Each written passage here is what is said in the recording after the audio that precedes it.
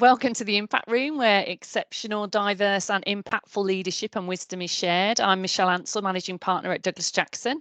Joining me today is Marco Carrubba, a trailblazer in the realm of customer success.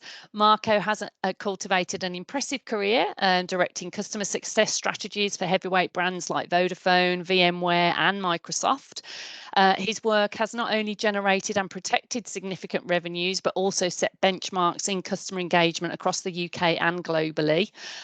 Marco's not just a leader, he's a cultural architect, as well as a multi-award-winning director of customer success. His approach extends beyond traditional frameworks, focusing on a growth mindset, team leadership, and AI exploration. He's a champion and ally across neurodiversity and in the workplace, and he dedicates time to mentoring and coaching future leaders.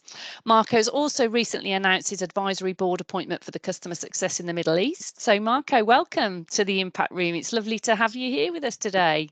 Michelle, thank you very much for having me, and thank you for the introduction. Not at all. So let's get into this then. So, you know, we've touched on your rich background, both the corporate world, but also that startup scene. What would you say are the key differences in the leadership and also the customer success strategies, would you say, within those two environments? Yeah, that's a very good question, Michelle, because there's always this division between the corporate world and startup world, and people tend to think they are very separate worlds. In reality, there's good in both worlds, and people like myself can actually navigate from one world to the other. There are some differences, though, and obviously, this is maybe generalizing a little bit. Sometimes it's, it doesn't apply simply. There's a lot of exceptions. But if you think about, for example, motivation and objectives, in a corporate world, you would focus on probably stability, thinking about market dominance, and long-term sustainability. There is probably also a tendency to think about maintaining shareholder value. So all these elements are very different from a startup environment where you have a place where you prioritize innovation or agility, rapid growth, and the leaders are in a way disruptive in what they do. So that's one element. Another one, obviously, and it's a consequence, is the speed of execution. In corporate world, it tend to be a little bit slower. There's more processes, there's more approvals. In a startup world, it's more lean in a way. So there's a swift execution, and iterations are more quicker in a way. There's also a different approach to innovation. In the corporate world, it usually is slower. Again, processes, approvals, trying to find that balance and stability. In a startup is radical innovation, is on purpose and intentional disruption of markets and products, maybe. And that has a consequence to the leadership style as well. You tend to see in the corporations more hierarchical structure and definitions of roles and responsibilities. In the startup, it's a flatter environment. Things are more quicker, and people have multiple hats by definition. And then the last element probably is customer success. Strategies are very, very different. In a big corporation, you probably have an established, book of business, and you want to maintain that somehow. In a startup, you're opening new doors, and therefore it's more about acquisition rather than anything. So there's a lot of differences. But as I said at the beginning, you can mix and match things, and I guess we can talk about it a little bit later. But yeah, you can still have a little bit of a startup rhythm in a big corporation, but also benefit in a startup of the processes and the way the big corporations operate. Absolutely. Well, you see that quite a lot. And just an aside, because I think often, and you might disagree, but I'd be interested in your thoughts. I think often sometimes customer success comes quite late in the day for a startup because it is all around acquisition. Sometimes is it too late? I don't know. Just on that point, Marco. Yeah, I mean, That's a good point. I think customer success is still seen as an additional thing because it's a new discipline somehow. When you start up, when you have a startup, you may think of having a sales function, having obviously a product function, but then there's customer success is a little bit like, okay, once we will have customers, we will come up with looking after them properly. But that's wrong, of course, because customer success is there to do two things. It helps customers find the value of what they buy, and obviously you need it from day one, but also it's the other way around.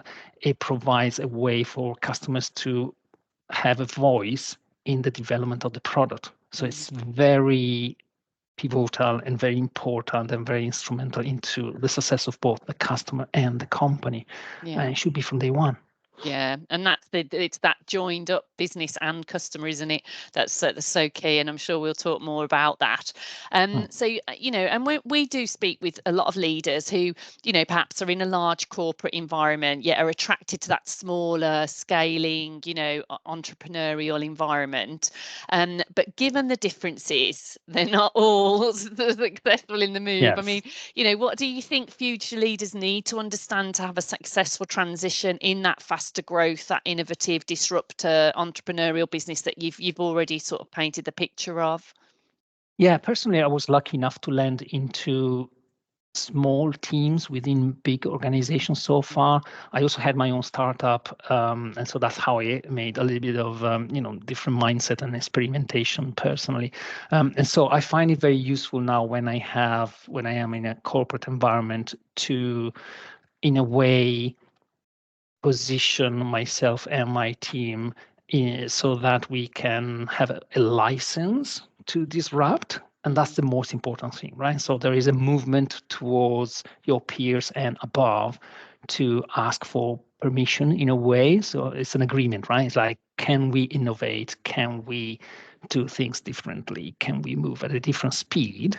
And then there's another movement towards your team, creating that environment where people can thrive into bringing new ideas in. And the creativity conversation is obviously a very important one, but in general is about protecting the team. So once they invent new things, make mistakes, and change things, then this movement provides value to the rest of the company. But at the same time, the team is allowed to do that in a way, right? So think about processes, right? There's nothing wrong in having your team come up with a better process, provided that then that process becomes official, right? So it's useful to everyone in the company. Very good.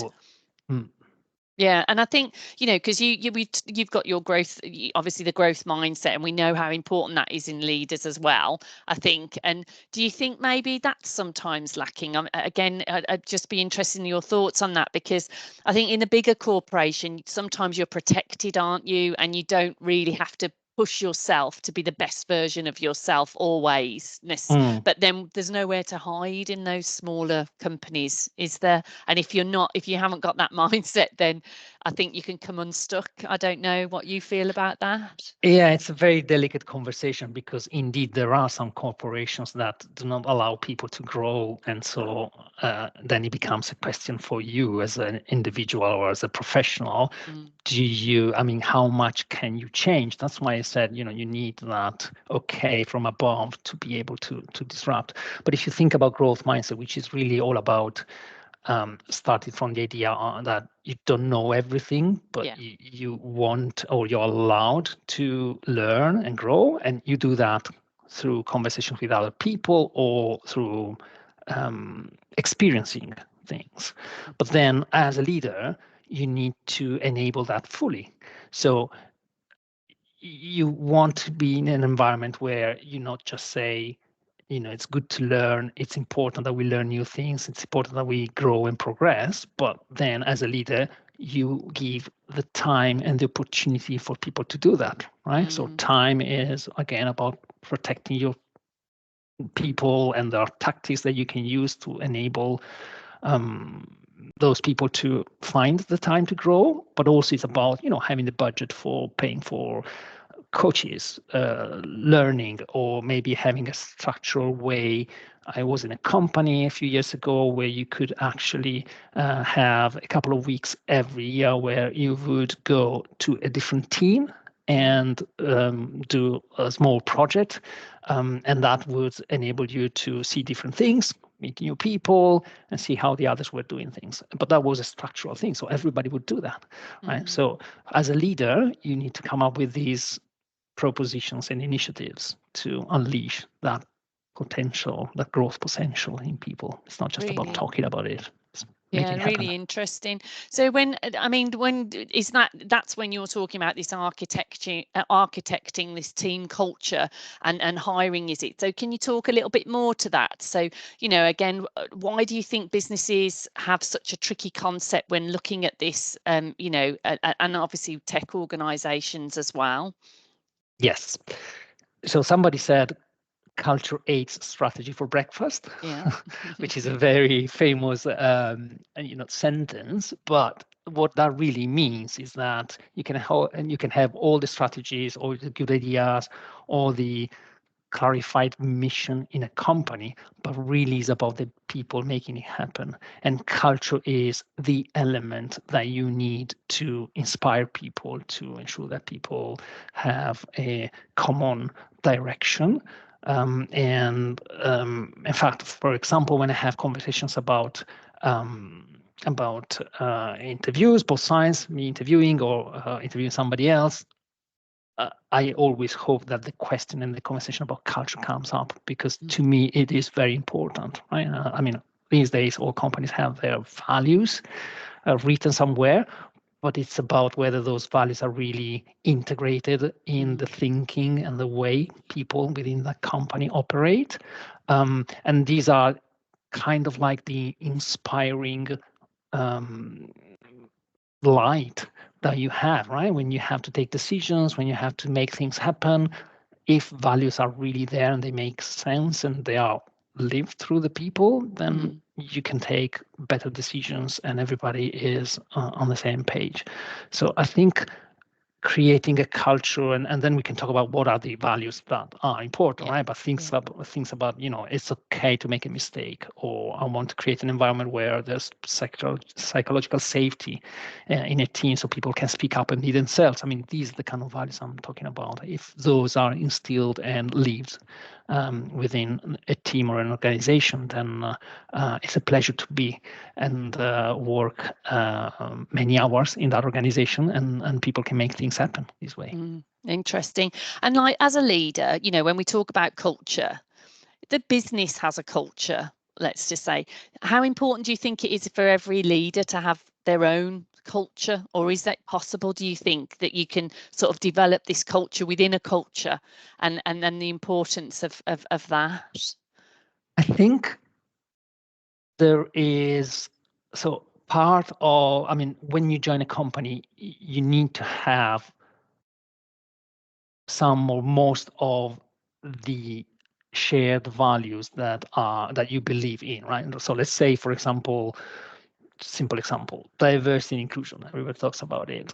This is not something that you can use artificially in a business environment, because then it becomes, flat. It doesn't make sense. And it comes out, right? That if you don't really believe in something like this, right? So I think the process of hiring both ways is to find out if we are on the same values, right? So if a company says, oh, this company is only about making money, then it's up to you to decide, does it go along the same values as I have or not? And then once you are in a company, there's always an opportunity for improving. So I think the idea that people can bring their own experience and in a way be disruptive and add to the values, maybe have a conversation for improving, changing the company values. I think it's very healthy. And as a leader, you have opportunities maybe to make that happen, because this is part of your function, right? You are the means by which you talk to your manager, the CXOs of your company, but because you listen to your people, you translate what their needs and what their conversations are, so that then that value conversation can evolve and people believe in that naturally rather than being imposed from above. Yeah, interesting. And so, I mean, if we look at technology, which is constantly advancing in our lives, and business opportunities, and we've touched on your interest in AI as well, and our customers are continually evolving. But for many time, when we look at transformation, businesses are already behind the curve by the time they get to this transformation, certainly in a larger scale organization for sure. I mean, how do you think you stay ahead of these trends, in tech, in customer, in employee sort of sentiment and behaviours, and ensure that the strategies are responsive to these industry specific challenges, Marco? Yeah, I think there is an element of customer segmentation, whether that's industry or maybe how big or how large is a company in terms of people, or maybe where is the company operating, what countries, which has a cultural consequence on how they do things. Whatever the segmentation is, there is always an opportunity for you as a leader and for your team to specialize into that particular industry or that particular culture. And obviously culture, maybe it's an easy one if you have the opportunity to hire people that are, their ethnicity corresponds to where a customer operates. That's the way to do it. Industry, obviously, it's about again, the growth mindset conversation that we had. So you can certainly hire people that have an expertise in a certain industry, but there's nothing wrong in also having an intentional way of creating expertise within your company. So again, allowing people to find the time to study, learn, to connect with influencers, to go to events, to, in a way, learn about things, right? So and you can have different tactics. So just a quick example, there's a few companies that buy books and give it to employees and say, here's a book about this industry, here's a book about what we're doing, go off and read it. And that's usually and typically something on top of your normal day-to-day. But what if you instead said, here's a book and let me sponsor a book club where we get together, we read 3 chapters every week, and we discuss it together. Then that's a different approach, because you are again giving a signal, you're giving time, and it's not just go off and read it. It's about go off, read it, but let's discuss it and let's learn together. So there's a way to make it a little bit more effective than just having a simple idea. Make it happen in a creative way. Yeah, it's such a good point, that is, especially when you're talking about continuous improvement and that growth mindset and that evolution of teams. Because I mean, I like you, I'm sure we've been around a lot of award-winning companies and award-winning people, and I think these things are what set those apart. But you see so many businesses, and their idea of training is like, well, we give them a day off the phones, or a day or an hour for a train, and that's it. But we know ourselves, the things you constantly have to feed the mind, don't you? And how much better you can become over time. It's not just one day a month, or one day a year sometimes, or but that seems often what training and development or learning can be. But absolutely, it shouldn't be like that, should it?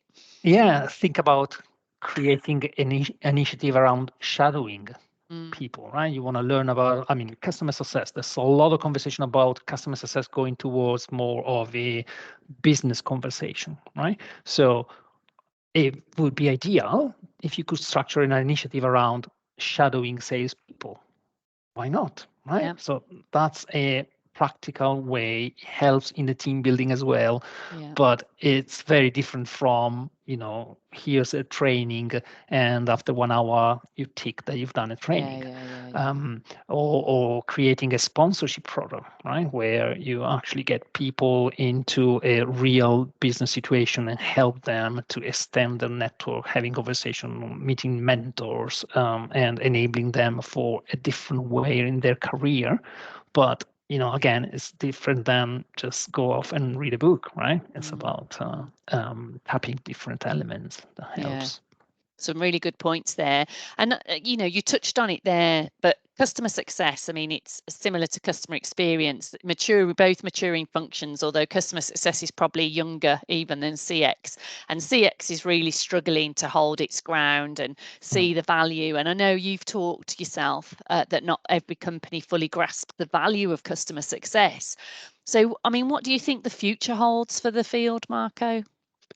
I like this question because you're giving for granted that there is value in customer success, and it's about people or organizations not understanding it fully. And I think this is, as you said, it's because the discipline is relatively new. We've been going through different phases. I mean, I think everybody remembers about making customers happy, but these days it's all about connecting what we do to a more tangible way of measuring and positioning the contribution that we give to companies. And don't forget that also there's been a parallel evolution into the business models.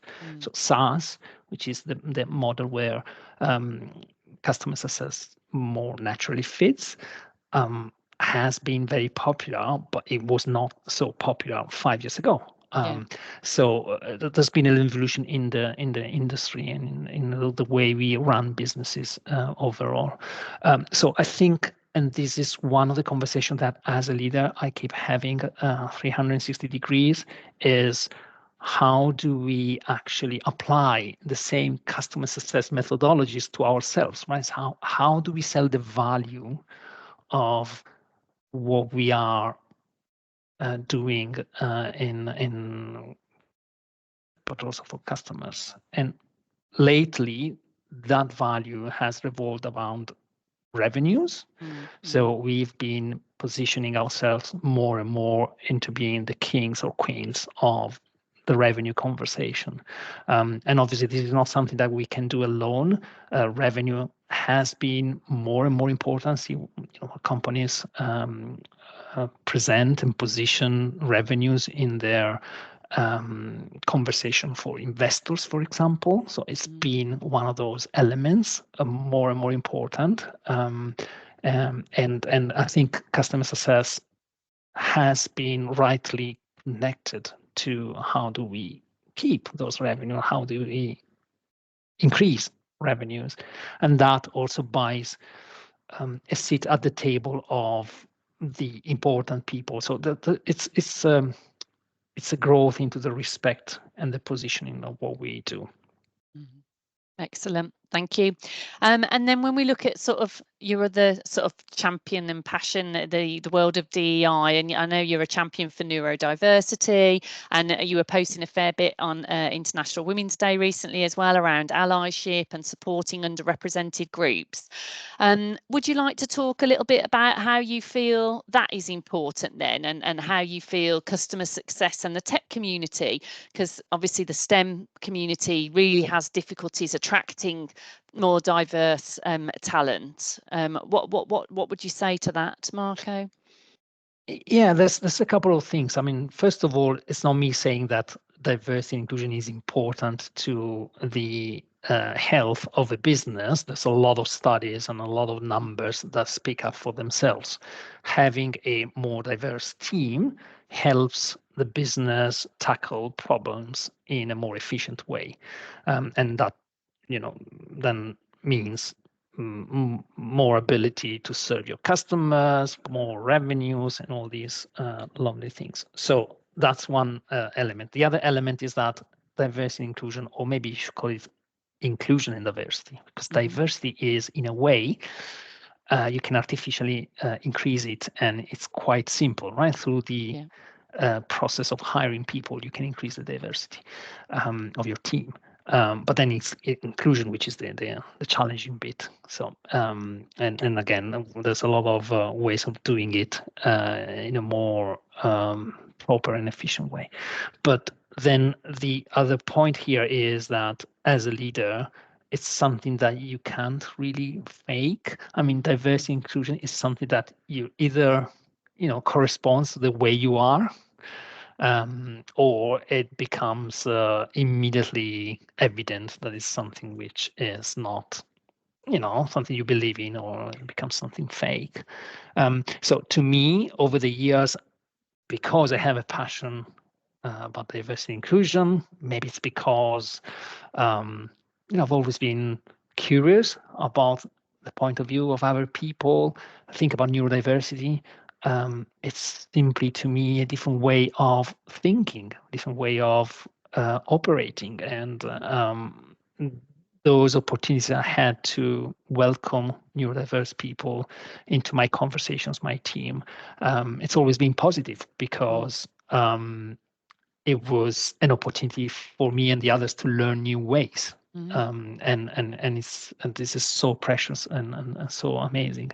So I think over the years, what I've done is I have identified the dimensions of diversity that can be helpful in a customer success environment, and greatly benefited from having diverse people in the team and including them and ensuring that their voice was heard, and we all learned and became, in a way, better humans. Do you think it is easier, when you are in a more global business, perhaps? I think because you are sort of working with different cultures and environments, and like you're saying, perhaps you are more curious because you have to be, and going back to that not knowing everything. Whereas I think sometimes people are sort of stuck because it's always been that way and they've never had to be challenged or think differently, and they just hire what they usually always hire. And and then so when it sort of comes to them, it's sort of like, well, I don't have, I just want the best person, a type of thing. That's a conversation I often hear. Just want the best person. It doesn't matter what they are. But you sort of like, well, yeah, that's the point, is that the best is what? Do you know what I mean? Yes. And in fact, that's the danger in these conversations, right? That because you want to have a intentional, diverse team, whatever the dimension of diversity we're talking about, then you may choose and pick people just because they are different, right? And that's not the point, because when you are a conscious leader, you want to be there to enable your people for success. So I would never hire a person of whatever, and I mean, I'm not mentioning any category here on purpose, but of whatever diverse representation or minority representation, and that person is not enabled for success. So you have to be very careful. You have to make some choices. So for example, for me, when I hire people, I really strongly believe on attitudes rather than skills.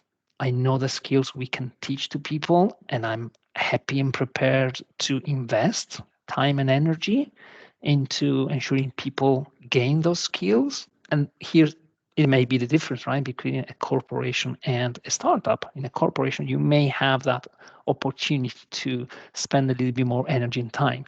In a startup, you maybe not, because your team is 3 people. You need the 4th person, and you need that person to help as soon as possible. So that may be a difference between startup and corporation. But anyways, having said that, I prefer to hire people that have the right attitude. So for customer success, is everything about being an empathetic person, because you need to establish a relationship with your customers and internally. What about being an altruist? Because your customers will come to you and ask for help, guidance. So you need to be there, happy to be able to help. So these are the traits that I'm looking for, rather than knowing everything about cloud. I want you to be curious to learn about cloud. I don't care if you don't know about cloud from day one. Yeah, again, some really good points, and you talked about some of the things that we say all the time. I mean, people hire on the skills and experience, but very often they will fire or not succeed because of the human elements, and that's it, the attitudes and the behaviours. And we see so often businesses will hire, a copycat of what they've had before, and even they may not succeed, even though they've got all the skills and experience from a competitor, because as you've said already, in the values or the culture misaligns, or their growth mindset's not there, or all of those things. So they sound like such small little things, but they're so important in sort of success, whether it be in customer success or success generally, isn't it? Yes. No, Great. absolutely. I think it's absolutely correct what you're saying. Sometimes is the idea of getting people who have that element of difference can bring a lot of value into your team and the way the team goes. But also, as you said, if you continuously hire for the same kind of people, then your ability to do things differently will diminish over time, and you may even find, as you said, people that are that had set characteristics that worked, that find themselves in a different environment, and it can be challenging. Yeah, very true. Is there anything else that you would like to add, Marco? I think I hear a lot about, we live in a very peculiar moment of our industry, all this transformation about Gen AI, everybody's talking about it, and rightly so. But there's also a lot of resistance and a lot of fear about this change. And I think, looking in perspective about being in technology, but also in customer success, these changes come by regularly. If you think about a few years ago, cloud was a huge change in terms of mindset, in terms of people were scared about losing their jobs because they wouldn't, have their data centers anymore. What about privacy? I mean, all these things we've gone through in just simply the last iteration of cloud transformation. And now we are yet again into this new world. And I think what I want to say is I'm personally very excited about changing my point of view and mindset about doing things differently. I like this idea of having machines helping us, which is what technology does after all. No news here. It's just a different way of doing it. So yeah, if I have this opportunity to say to everyone, embrace this change, go for it. It's a great way for all of us to shape this new phase of the industry, our lives, the society altogether. Excellent. Well, what a great note to finish on. So it's been lovely talking to you. Thank you, Marco, for all your thoughts and perspective. Thank you, Michelle, for having me, and thanks everyone for listening in. No worries. Thanks.